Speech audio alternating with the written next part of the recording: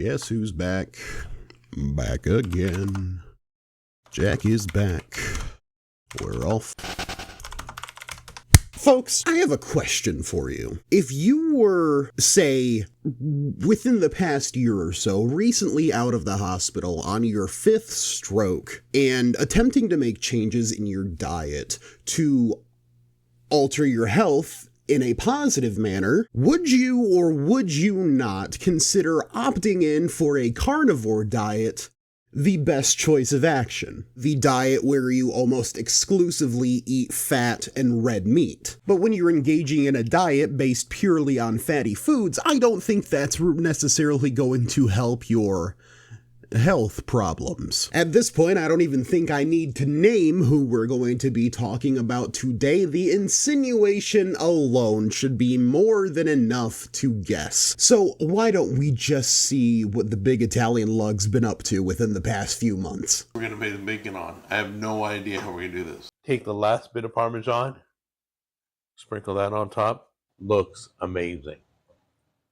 Let's give that a try. I'm going to take a bite right there. And 12 days ago, how to make your own butter. Because if there is one thing he needed to know, it's how to increase his butter supply in the household. We're not talking about that video today, but I just want you to know, in classic Jack fashion, he got a free recipe off the internet and still managed to muck it up somehow. Rather than churning the cream like he was told to, the man decided to whip the cream and then got confused and mad when he ended up with whipped cream instead of butter.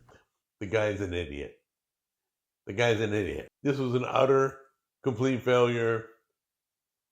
So don't try it at home. So it's good to know not a lot has changed. Today on our return, I want to look at a classic video of his, one that you've all been requesting.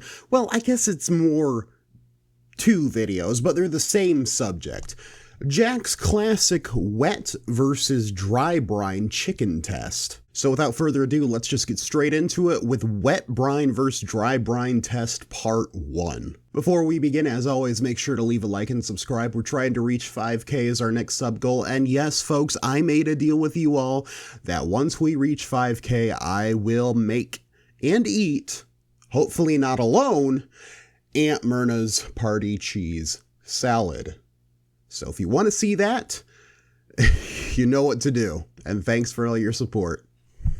Hey guys, okay, be sure to, after this video, click the Linktree link down below that has all my links to my private Facebook group, to my merchandise where you can get hats and shirts. I don't want to check out your private Facebook group, Jack, but I am interested to see what's currently on his merch site because it's been a while since we checked that out. Fingers crossed that perhaps he has some of his best sauces back in stock and I can finally try one. The very first thing you see upon opening Jack's merch site is a big banner that says check out Jack's new merch, advertising an AirPods case and canvas shoes with his Bitmoji face plastered on the toes. So if you want to see me sporting the Cooking with Jack Converse shoes at some point in the future, make sure to sign up at the link below for our Patreon. Nevertheless, it's good to know that Jack is making absolutely no money off of his merch sales still. Anyway, we're not here to be astounded by the merch. Let's keep going. I want to thank Profile by Sanford, still dropping some weight. I think I get my scan done tonight. Does a body scan where you stand on this platform and it turns you around and scans your entire body and shows you how many inches you're losing. If I can, I know we're not even into the actual recipe part of the video yet. If I can go on a little bit of a, I wouldn't call it a rant, but just kind of a pet peeve thing. I'm sure that companies like this have some benefits to somebody out there. As somebody that's been losing weight, I try not to obsess over the measurements part of it so much. You could stay the same in measurements for months while still actually losing weight. It's all a matter of how everything's distributed, muscle growth, things like that. Going in bi-weekly to some service that takes your weight and scans your body to see how different your measurements are, for someone like me at least, I would feel a little obsessive over it, especially if I don't see number go down, which give dopamine boost. But that's just my personal take on it. I have been reading again and again about using buttermilk with your chicken. I used to hear that you would do that before you do your fried chicken. You would soak your chicken in buttermilk. But now I'm hearing that you can do a dry brine with buttermilk powder. And I have some over here, but I'm not using that in this video yet. I'm using the liquid buttermilk. Jack, you do realize that a dry brine involves more than just buttermilk powder, apparently. A dry brine is usually very liberally immersing your meat, primarily chicken, in salt in order to draw more of that moisture out towards the skin to make it juicier on the outside. It's not just soaking it in seasoning for 24 hours and then cooking it. There's an actual science to it. If you're just putting your chicken in buttermilk powder for 24 hours, you're just gonna have chicken in soggy buttermilk powder when you cook it. But maybe he'll put more than just the actual buttermilk powder into the dry brine. We're gonna spice it up with liquid buttermilk. Then we're gonna spice it up again with the dry buttermilk. We're doing it on chicken. We're making a roast chicken, okay? This is an experiment. That's what I love about this show. If I got some inkling to try something, I'm gonna try it. I'm gonna let you know which one's better. Right now, our chicken is getting to room temperature, but come on close and I'll show you what we're putting in. I hope you all caught that, because that is an insane thing to say as someone who touts themselves as a professional level chef. You want to let your chicken come up to room temperature. One of the first things you ever learn about safe food handling is what temperatures to let meat not reach for extended periods of time. I'm not following a recipe. I just pulled out a bunch of ingredients that I want to put in my buttermilk. That's it. I'm doing this literally just out of the top of my head there. You know, maybe it's a good thing he's not following a recipe, because if he followed a recipe and did it wrong, he'd just imply that something about the author writing it went wrong. He followed all the instructions properly, and it's the author that made a mistake in the recipe, as per what we saw earlier when I discussed the butter video. It wouldn't be a Jack video without having at least 4 or 5 dozen tropes in it. Not following anybody. Okay. I don't need, it's a pretty thick buttermilk. Well, yeah, it's buttermilk. Would you expect it to be thin? All right, we're gonna do pepper. Here's the salt. There we go. Honestly, that's not as much salt in it as I thought he would have put in there. Here's the oregano. This is basil. Put cilantro lime seasoning in here. This is exactly what it looks like. Red pepper flakes. Gotta have some heat. Love the heat.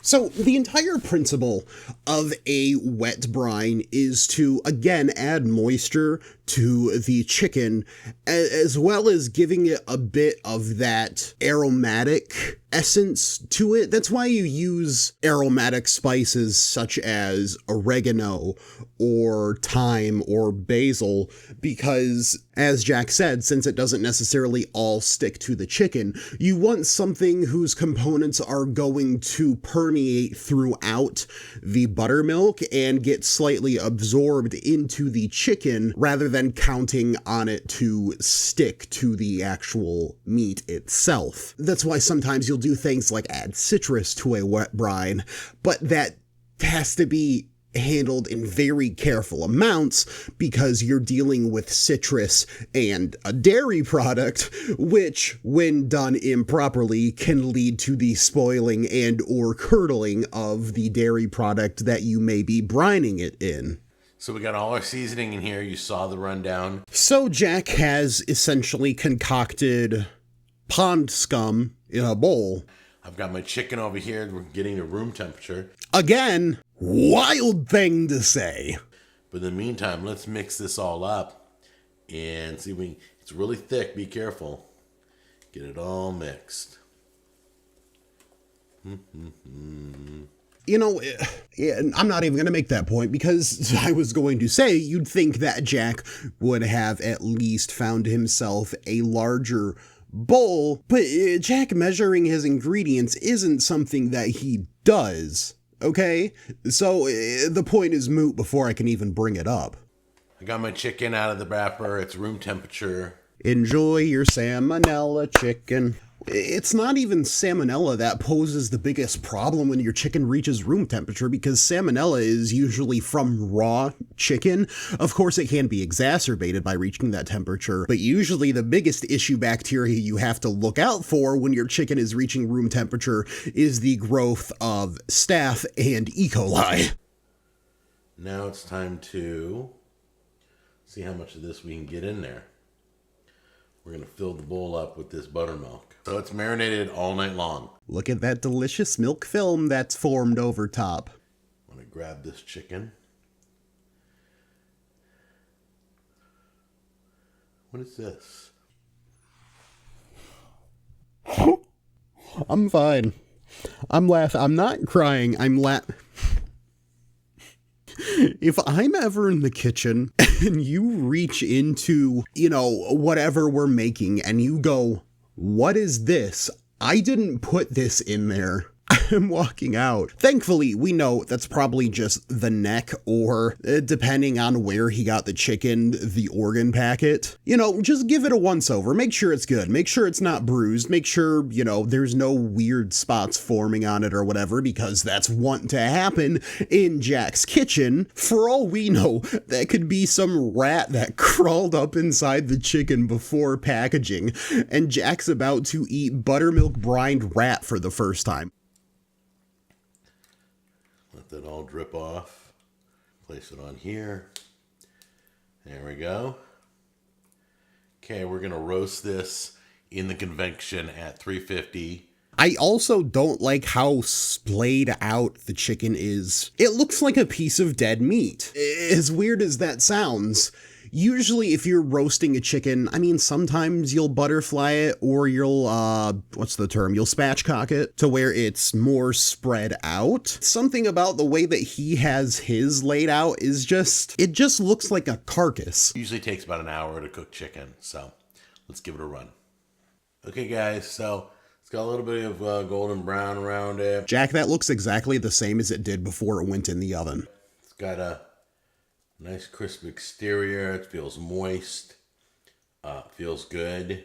We're going to give this a try in a minute. Let it cool. Let it rest. That is pink. This has nothing to do with white balancing or color issues on the camera whatsoever. That is just pink. And it's astounding how he got his oven to char specifically an area on the wing and on part of the upper part of the leg, but the rest of it looks almost completely untouched. It almost looks like he just broiled it.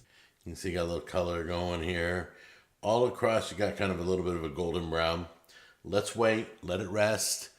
Some of the buttermilk kind of burned around the perimeter, doesn't really matter. This is all going to wash right off. But this chicken looks gorgeous. I want to crowdsource a dictionary compilation of the definitions of all the words Jack uses, because they ain't the definitions that are in the normal dictionary. So when he uses a word like, say, gorgeous to describe a chicken that looks like that, I want to be able to go to gorgeous and see his definition of it. So this is a wet rub. Let me just cut off a piece and I'll give it a taste. There we go. Nice. We're going to try it out, see how the flavor is, see if it took.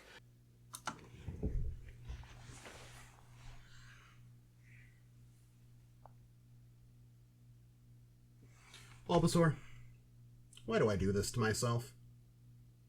You see that, right? You see the inside of that leg, right? Stay over there where you're safe. I don't use clips a lot for reactions. I've earned the right to play this clip at least once. It's just raw! It's just raw! Here we go.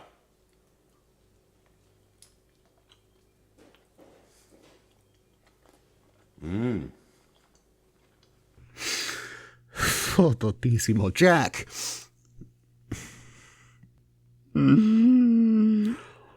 Let's go on to the second part of this series.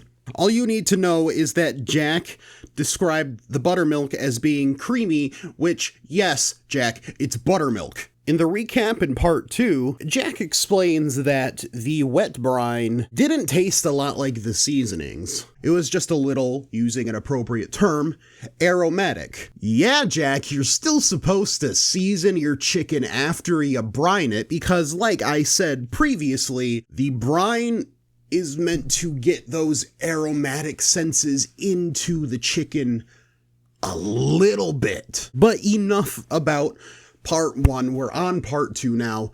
Let's just get this over with, guy. We're going to use the same seasoning ingredients this is a powder milk buttermilk.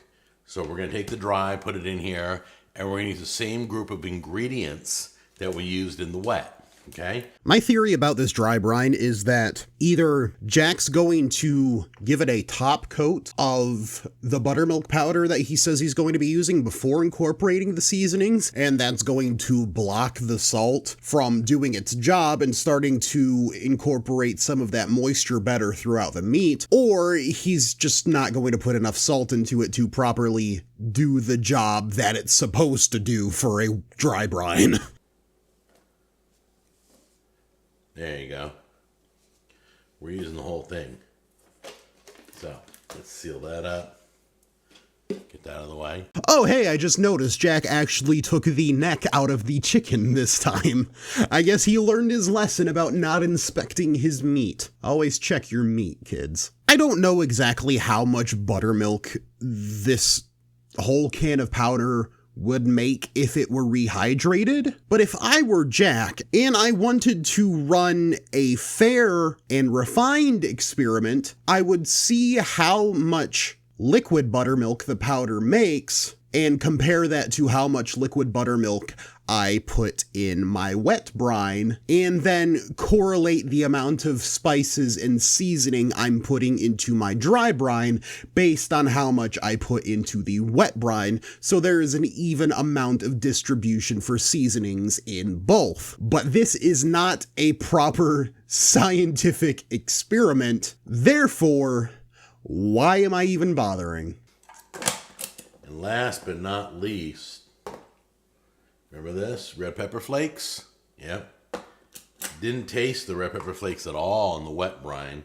We're going to put the same amount in the dry. Correct me if I'm wrong. Would red pepper flakes be one of the spices that is able to permeate throughout the buttermilk? I don't know how spiciness, if it would behave the same way or not. All right, guys. So the deal is we got to get this all mixed up in this. It's going to take a minute to get it all mixed. Looking at this mix, I will say if you added flour, it'd probably be a hell of a seasoning to fry it in. We got it all mixed. Hand's already dirty. Might as well just start applying it onto the chicken. Okay. Get it all on there. It's got a nice kind of like a, let's flip it over. We rubbed it all in. I don't want to see Jack rub his meat down. My wife brought up a good point. I was going to put it in the oven like this. I'm such a goofball. I've never done a dry brine before. And I'm guessing a dry brine is kind of like letting it sit in its seasonings like a dry rub. Okay? Maybe I'm wrong. I don't know. If I'm wrong, somebody tell me. But we got to get rid of some of the excess. The only thing I know about a difference between a dry brine and a dry rub is essentially only the amount of time that it's sitting with the seasoning. Dry rubs are normally just applied before cooking, whereas dry brines, as the name implies, are being brined in the seasoning. I don't know if you're supposed to take off the excess brine or not before cooking your dry brine. I would kind of guess so, and then you do the same thing you would with a wet brine and just season it again before cooking, but I could be wrong about that, so don't hold my word as law. I do know that if Jack does prepare it by removing the dry brine excess off of the chicken, he's more than likely going to say, oh, well, there wasn't enough seasoning on the chicken. It's a lose-lose situation here, people. We know this going in. All the excess has been taken off, and we're ready to put it in the oven. You're figuring your normal oven at 350, it'd be between 50 and an hour, 50 minutes to an hour. All you do is measure the thigh meat, just put your little thermometer in there. If it's around, it has to be at least 165. Some people like it up as high as 185, but just thermometer your meat. I like to take chicken breast meat up to 170. Jack, there is no way in fucking hell that you have ever gotten your chicken breast up to 170, let alone 165. I want to see the receipts on those numbers, good sir. Tammy and I are relaxing, and we're in our recliners. The timer goes off on Google, says, up, your timer is up. So like 5 minutes later, I'm like, hey, didn't our timer just go off? You can see it's a little crispy. I'm good with this. I can eat this. You just got a few dark spots. Are you ready? I'm just going to dig in, grab a piece, and try it out. I don't know what it's going to taste like. I'm going to go back here. Of course, he is choosing a piece to eat that is on the opposite side of where the camera can see. I wonder why that could be. I want a little bit of skin with the bite. There we go. I mean, it looks cooked, at least the piece that he's holding, for now. It's crispy. So if you leave it in the refrigerator, in the dry brine, leave it for a day or so, the longer you leave it, it's kind of like dry aging your chicken. I don't think it's anything like that at all, Jack. You know what? I had in my head I was going to come in here and go, oh, it's good, and it's a little bit better than the wet one. Guys, listen to me. Stop what you're doing.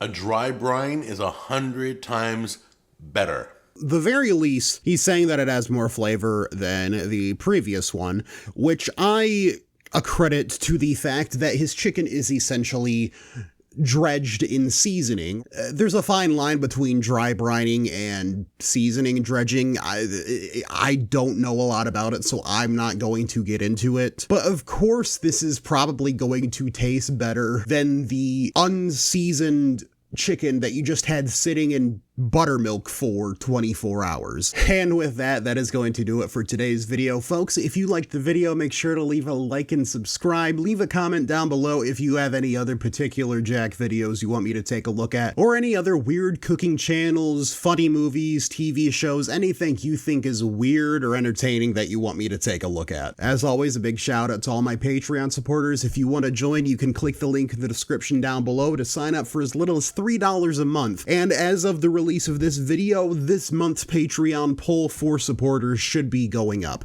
So if you want to directly influence the content you see on this channel, sign up now and go vote. As always, thanks y'all for supporting and sticking around, and I hope to see you on the next one. See ya.